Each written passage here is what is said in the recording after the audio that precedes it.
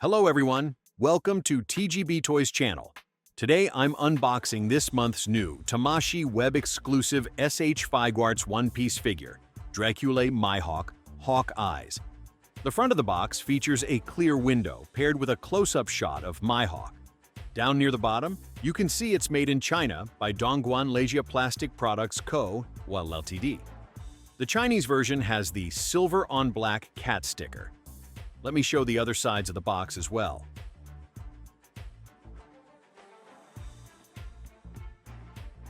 The back is a collection of official photos and caution notices. Opening the box, the instructions are printed inside the cardboard flaps on both sides. There are two blister trays. The first holds the main Mihawk figure, with replacement facial expressions and hair up top, and the rest filled with various hands. The second tray contains the accessory, the black sword, Yoru, starting with accessories, the facial expressions. Mihawk gets 4. Neutral face, open mouth face, smirking face, shouting angry face. They come in both hatted and hatless versions. According to insiders, Mihawk's facial sculpts have outstanding accuracy. The details in the eyes and subtle expressions are spot on. Let me show each expression from different angles. The neutral face is classic but incredibly cool.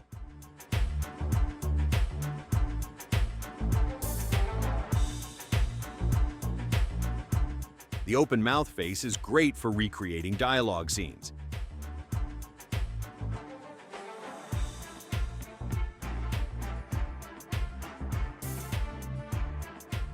The smirking face nails the expression perfectly. The gap between the teeth is the perfect finishing touch.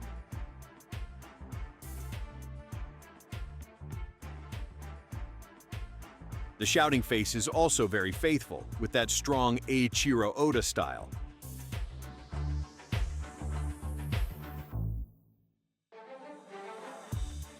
About the two head styles, the top of the hat is black paint, the underside dark red.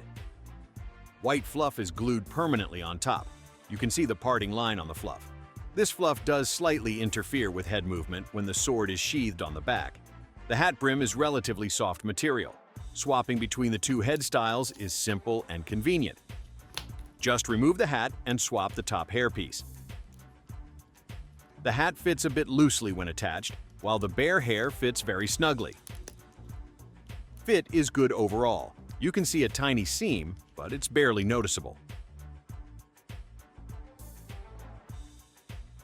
In addition to Mihawk's own faces, this figure also includes the tongue-out and crying faces used on the SHF adventure of Don Luffy and Zoro, both extremely lively and showing off the high production quality.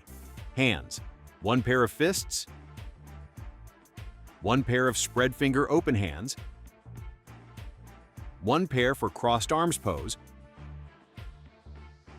1 pair for holding weapons, plus a single right hand for holding the cross dagger. Speaking of the cross dagger, the drawn version is bundled with the hand.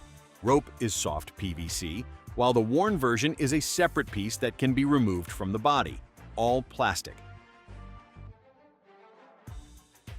The final hand type is the classic seated pose with hands clasped. Last accessory, the sword Yoru. It's huge, entirely plastic, with details like gems and wrapped bindings. The texture looks pretty good. There are 2 faintly visible gate marks on the back of the blade. The hilt end can be removed and plugged into the hand for holding. Accessories done. Back to the main figure. In my opinion, this Mihawk has several standout design points. First, despite the complex outfit, the overall integration of the finished figure is excellent. The body proportions are also highly accurate. That tall, slender build looks like it stepped straight out of the anime. The shirt has intricate patterns on the upper body. The inner collar pattern is tampo printed, while the sleeve patterns are sculpted, not just printed, so it feels great to the touch. There's a slot on the back for sheathing the sword. Remove the hat, and the sword just slides right in. Simple and clean design. The lower half of the black coat is soft PVC in 3 separate panels, connected to the body via 3 ball joints. Perfect for recreating flowing dramatic poses. Another thing I love, the boots use glossy paint, instantly giving that leather texture. very premium feel. Quality control. Gate marks are cleaned up extremely well. Common spots like inner arms, inner legs, and the back of the feet show almost no visible marks. The only noticeable one is a larger gate mark behind the hat brim. Articulation. Look down, over 45 degrees, very good. Look up, within 15 degrees. Side tilt, over 30 degrees. Full head rotation. Side arm raise, well above horizontal. Upward raise, limited by clothing, can't reach the head. Forward raise, max is arms parallel, but the elbow bend is excellent and hugs the body closely. So, you can achieve crossed arms using just articulation, no need for dedicated arms. Full 360-degree shoulder and upper arm rotation. Elbow bend, over 130 degrees, slight torso, crunch, box rotation, large waist rotation. Combined torso plus waist allows forward bend over 60 degrees and backward lean around 45 degrees. The movable coat sections can reach almost parallel to the ground at max. Front kick, nearly 90 degrees. Backward leg raise, 90 degrees. Splits, nearly 180 degrees. Full 360-degree thigh swivel. Knee bend, 120 degrees. Some rotation at the top of the boots.